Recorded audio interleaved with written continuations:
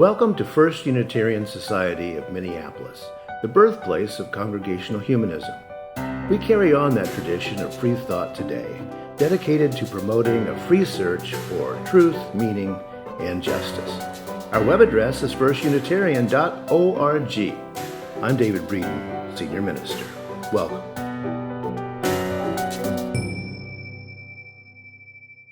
It's a great treat to have our guest speaker with us today from BLUU, Black Lives of Unitarian Universalism.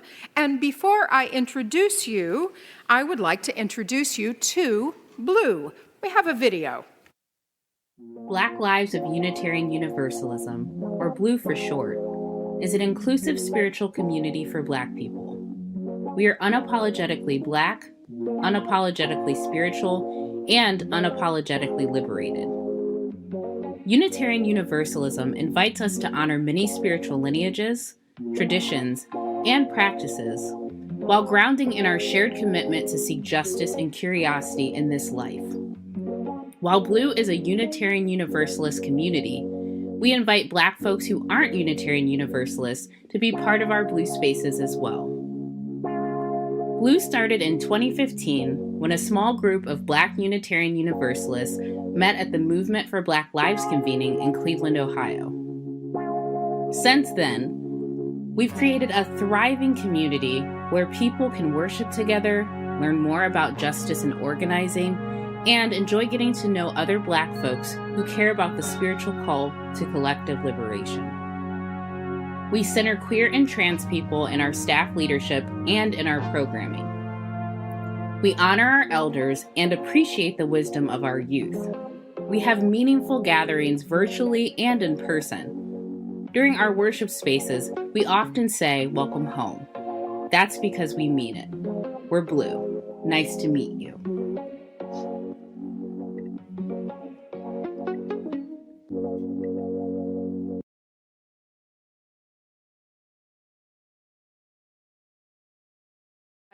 To introduce my friend and someone I've considered a colleague since we were in seminary, Lena Gardner, the executive director and co-founder of BLUU. Lena received her Master in Arts and in Justice and Peace Studies from United Theological Seminary of the Twin Cities. She lives in Minneapolis. She was active in the Movement for Black Lives between 2013 and 2016 as a central leader of the Black Lives Matter Minneapolis chapter. And in her Unitarian Universalist faith locally and nationally since 2012. And I don't think it says in here, but she's also mama to Winnie, a delightful 4-year-old. And so, Lena, we are delighted to welcome you here today. Please.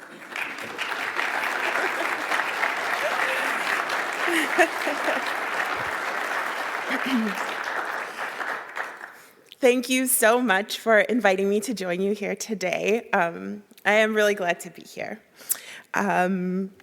So I was brought here to talk about BLUU and our work and a particular justice initiative that we're really excited about. So I will start out by saying that I was one of the small group of people at the convening in 2015.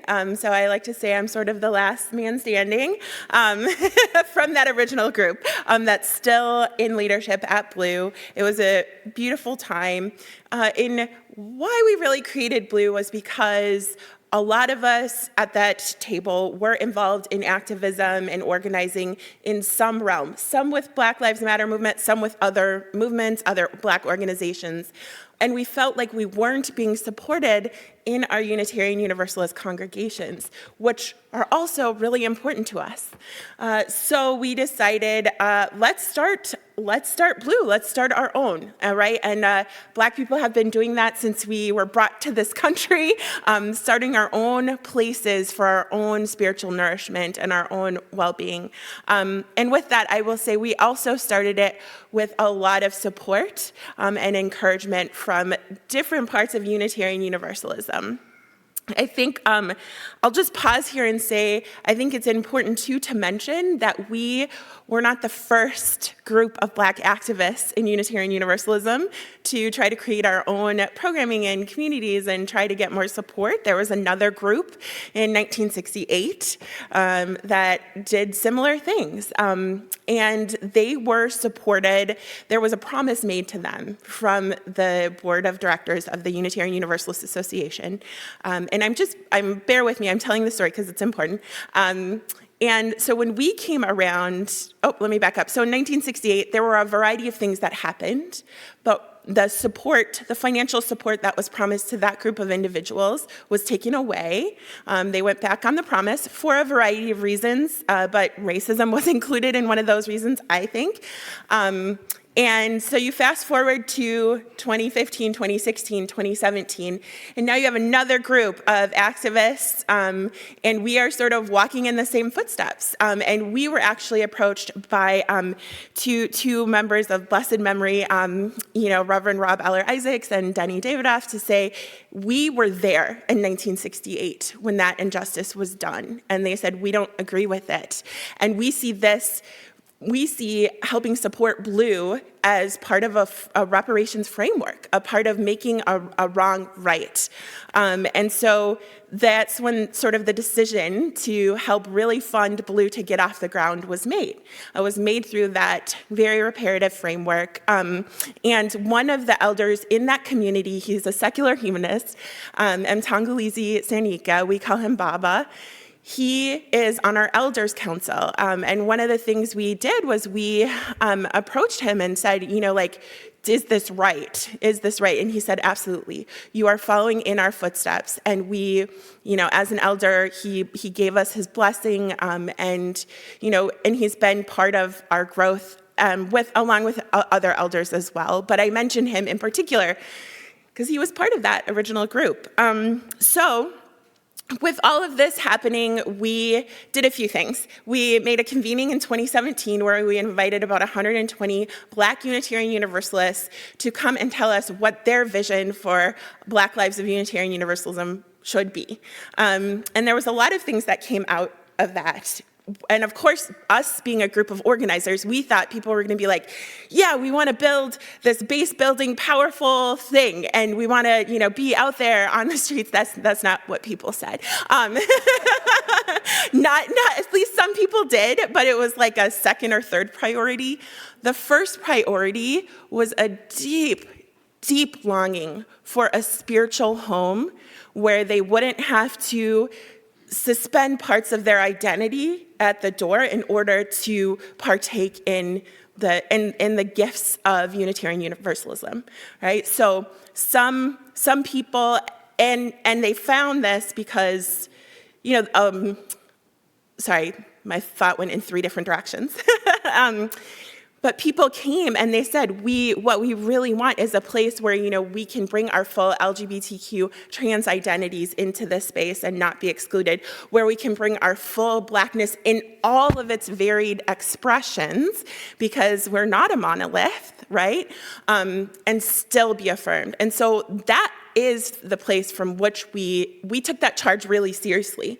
And that is the place from which we created BLUU.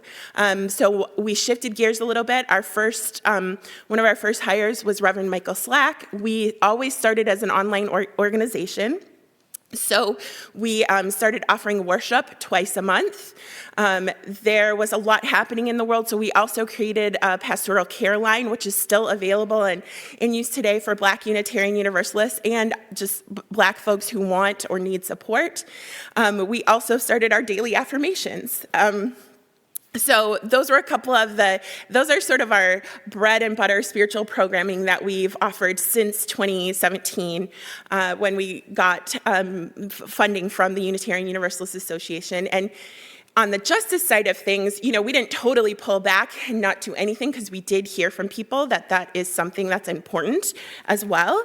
And so we did a bunch of other things, and I wrote down a list to help just give you highlights, right? So a few things we have done over the years has given away a total of $120,000 in disaster relief grants to, I think our numbers were 97% Black folks and a few Afro-Latino folks in the southern states. And this covered a variety of hurricanes, winter storms, and other natural disasters that happened. We also did a lot of programming within Unitarian Universalism. Some of you may remember it. Things like raising money for the Mama's Day bailout, where we were actually liberating Black mothers in prison who have not been convicted of any crime. Some of them have been in prison for 2 years or more. And we organized a bunch of congregations to do teach-ins around this. The Mama's Day Bail Fund is a national organization that's still going, right? We haven't ended the cash bail system yet, but we were really proud to be a part of that process. And we also believe that Black liberation is connected to collective liberation for all oppressed groups in our world. So we went to Standing Rock on the International Day of Prayer with supplies and solidarity. We see the treatment and degradation of the earth as interconnected and so important to our liberation. We also we partnered with Mi Gente. We went to the border to protest and give humanitarian supply relief to the families experiencing separation at the border. I myself door knocked in Arizona to try to get Arpaio out of office. Yep. And yep, we did that. And we sponsored a lot of white supremacy teach-ins. We were a part of the group, although that was a group of religious educators. We helped sponsor that. And we've done a few different theological education series within Unitarian Universalism around white supremacy and how it shows up in our faith. And, that's not all we've done. So I just wanted to give you a brief highlight. But it is a good overview of sort of that we, really deeply believe in collective liberation, and we want to be a safer, more inclusive space for all Black Unitarian Universalists. So that's sort of, the backstory. I will also say, just after sort of in the middle of the pandemic, we decided we wanted to restructure our organization to try to be more a flat hierarchy. And we are really trying to work our way through what does that mean and how do you do that.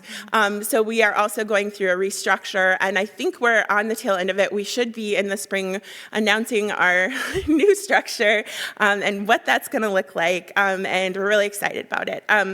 So that all said, I want to talk about today, I want to talk about our housing initiative.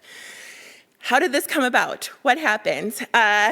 It basically started because when we received our funding from the Unitarian Universalist Association, which was $5.3 million, we decided two things. We were going to start an endowment, and we were going to use that as startup funds to help us create the organization from the ground up.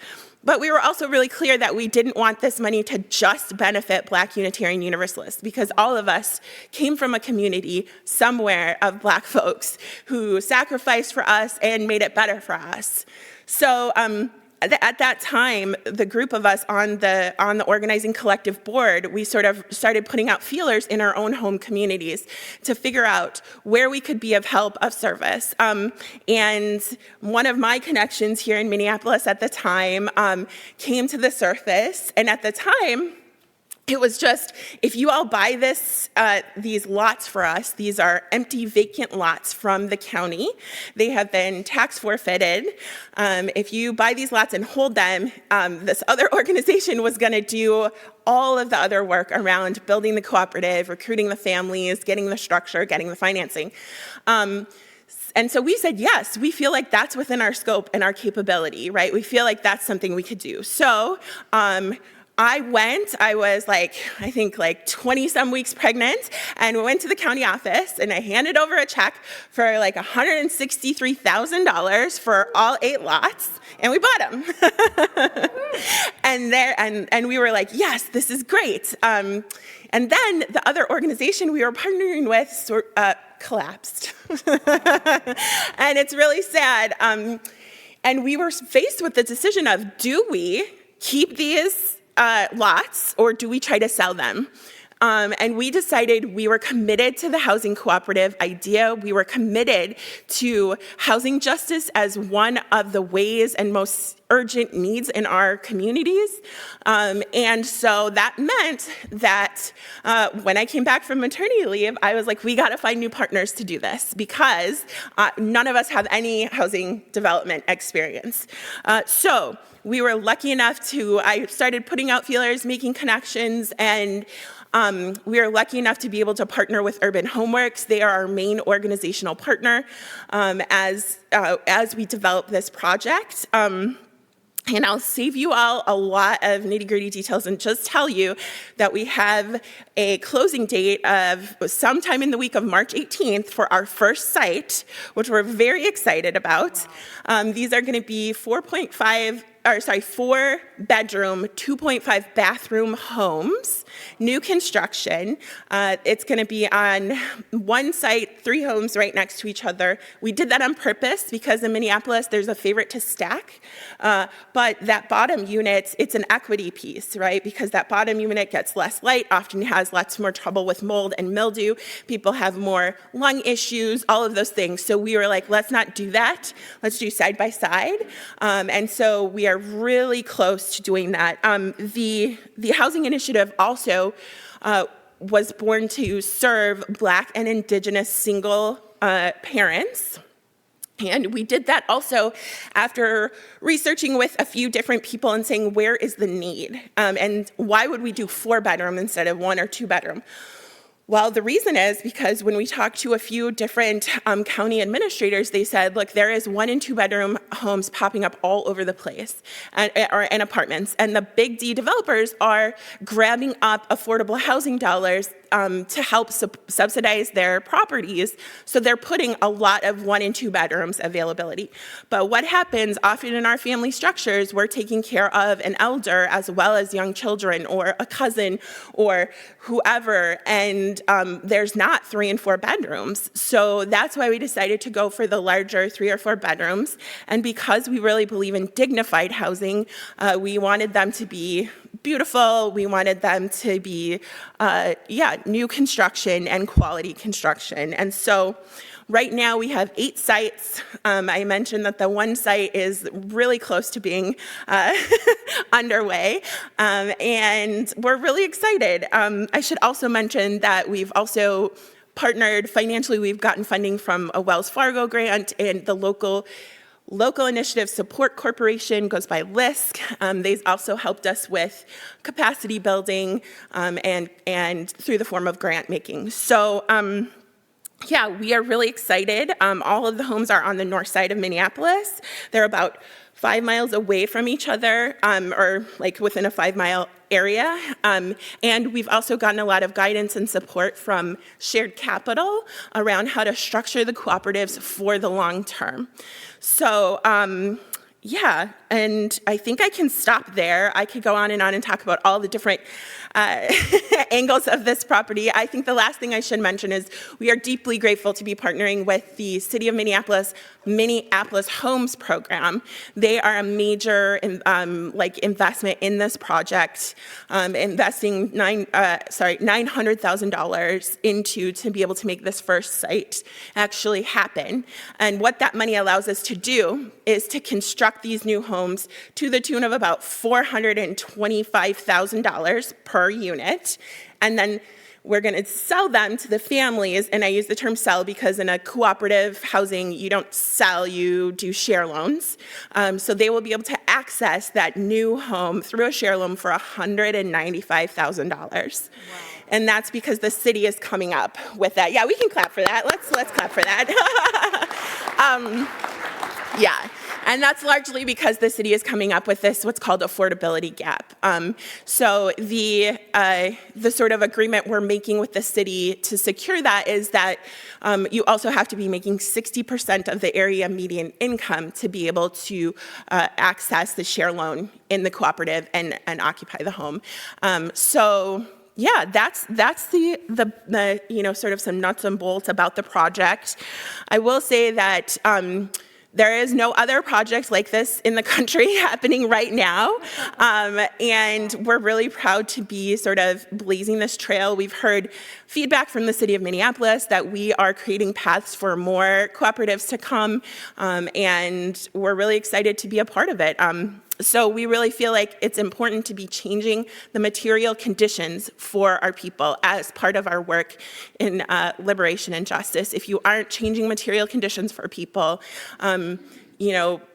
it's not that helpful, frankly, right? Like we've got to be actually working to change the material conditions, the lived realities of people, so that they can have better, more stable bases to overcome the oppressions that they face. So yeah, I'll stop there, I think. Wow. And yeah, I think we're going to do some questions, right? Yeah.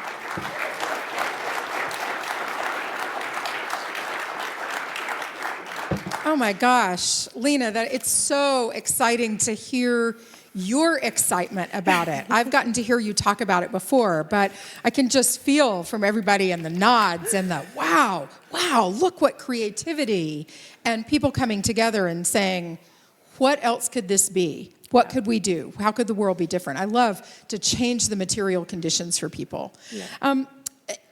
You have been involved with this housing initiative and, with BLUU from the beginning. And I can only imagine that there have been lots of moments when you're just like, oh, man, it's not going to happen. Or when you feel like you may be beating your head against white supremacy culture over and over and over and over again. And the structures. Yeah. And I would just love to hear what keeps you going in the work. Yeah. That is a great question. What keeps me going in the work? I think it's in part of vision, like seeing and really believing in this cooperative housing. So holding on to the vision and honestly love, and not in like a sort of whatever way. I'm just like, some of it comes out of my own lived experience, right? As a solo mom by choice, right? I'm like, it's hard out here. All the structures are really pitted against you. And for other Black and Indigenous single parents that are on this journey, it's like, if I love you, how will I show you that I love you? And part of my commitment, and at BLUU, we talk about everyone has areas in where they are privileged and areas where they are experiencing oppression. And so I'm like, how can I leverage the privilege that I have to help others who maybe don't have those same areas of privilege? And so one of that is using my connections to forge new partnerships, using the funding that we got and sharing it, quite literally, and sharing it, right? All of those things, but it comes from a place of loving Black and Indigenous people, right? And that has been, and that's something that we really carry at BLUU as well, is that centering of just like, I think some people, sometimes we write very pointed statements and we say things and we don't mince words. And sometimes that can feel very abrasive to people. And when you realize that it comes from a place of deep love, right, I think it changes it a little bit, right? So I can share that. I can also say, like, part of my thing too is like, when you are offering up the words around Palestine, it's like we all sometimes feel so small. It's like, what can you do with what you have where you're at? And throughout this whole project, I keep asking myself that, right? Like, this is what we have, this is where we're at. How can I keep on using that and just asking myself that question and use it to help us get these buildings, these homes into our world. And that has been a really guiding light for me. When you mention just like the structures of white supremacy that come up, one of the things I encounter again and again talking about this project is people want it to be really big. They're like, why isn't it 100 homes? Why isn't it 200 homes? Things like this. And years ago when I first started talking about it, it was just sort of it was just this vision, and we didn't have an architect with fancy renderings and, help people visualize. And so I think the challenge for me too has been, how do I help people understand that we're starting with what we have, where we are, which is we can do 17. It used to be 24, but with the challenge to the Minneapolis 2040 plan, we're not able to do that anymore. So we've been knocked down to 17. And I will say that was a blow to my heart. I was really coalescing around the idea of 24 units, 24 families. But here we are. The law is the law. So I will say trying to help people move along that sort of I don't know what to call it. It's just this inertia and this wanting, well, if you can't do something really, really big, then just don't do anything at all. Right. But there's this whole middle ground. There's so much more you can do. Well, I think Adrienne Marie Brown has taught me that about small is all, right? That justice movements are fractal, and that if we can get it right in the small, then it can build. And I'm encouraged to hear that the city of Minneapolis says that this project, first of its kind in the country, is paving the way for other possibilities. So let's be really clear. The Minneapolis Homes Program. Thank you. In the city of Minneapolis. Thank you. The Minneapolis Homes Program. Let's not all departments of the city has been as supportive, but yeah, I get that. Oh, that's so exciting to hear what that creativity, and let's do. Yeah. What did you say? What do what we can with what we have where we're at. Yes. Man, I love that. That's good. I think so here's the deal. At noon, our noon program today, downstairs in the Chalice Room, that's not very far from the lower assembly hall, Lena is going to share more about the housing initiative, so we can find out more about it, find out ways that we can support, find out a little more of the details, but you've given us a really good picture. So I hope folks will be able to join us for that noon conversation. And is this the point where we show the video? Well, I think I got really excited and covered a lot that's in the video. Okay, so maybe we'll show that. I think we should show it at the presentation. At noon, okay. Good, more video. I will say this video is with Asale Soul, the executive director of Urban Homework, so it is worthwhile to get another voice in the picture. Yeah. Well, thank you, Lena Gardner, for your work in the world.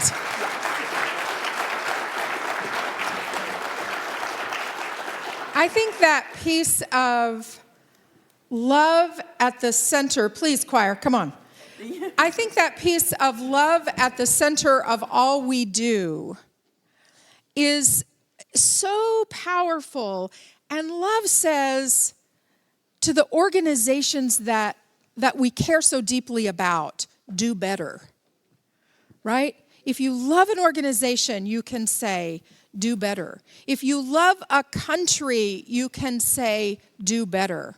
If we love each other, we can say, come on, let's do better and be better together. Without shame and blame, let's do better.